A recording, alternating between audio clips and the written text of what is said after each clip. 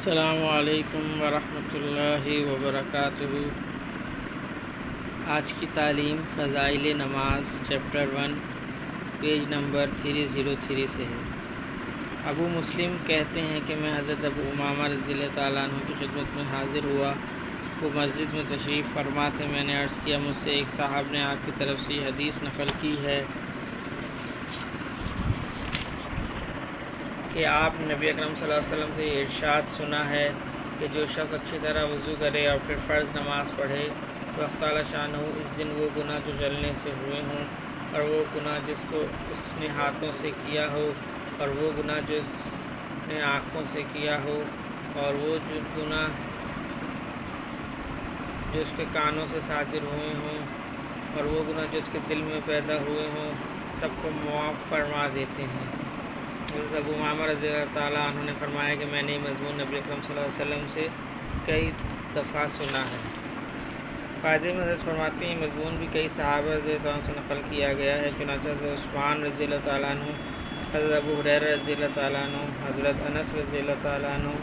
حضرت عبداللہ ثنابی رضی اللہ تعالیٰ عنہ، حضرت عمر بن ابسہ وغیرہ حضرات سے مختلف الفاظ کے ساتھ متعدد روایات میں ذکر کیا گیا ہے، اور جو حضرات اہل کشف ہوتے ہیں ان کو اس گناہوں کا زائل ہو جانا محسوس بھی ہو جاتا ہے۔ چنانچہ امام اعظم رحمہ اللہ علیہ کا قصہ مشہور ہے کہ وضو کا پانی گرتے ہوئے یہ محسوس فرما لیتے تھے کہ کون سا گناہ اس میں دھل رہا ہے۔ حضرت عثمان رضی اللہ عنہ کی ایک روایت میں نبی اکرم صلی اللہ علیہ وسلم کا یہ ارشاد بھی نقل کیا گیا ہے کہ کسی شخص کو اس بات سے مغرور نہیں ہونا چاہیے۔ اس کا مطلب یہ ہے کہ اس گھمنڈ پہ کہ نماز سے گناہ معاف ہو جاتے ہیں، گناہوں پر جرت نہیں کرنا چاہیے، اس لیے کہ ہم لوگوں کی عبادت اور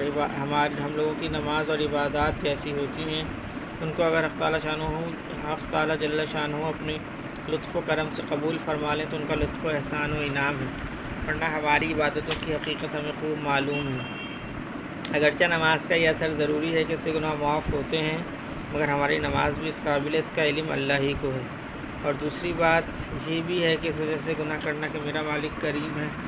معاف کرنے والا ہے، انتہائی بغیرتی ہے۔ اس کی مثال تو ایسی ہوئی کوئی شخص یوں کہے اپنے ان بیٹوں سے جو فلاں کام کریں درگزر کرتا ہوں،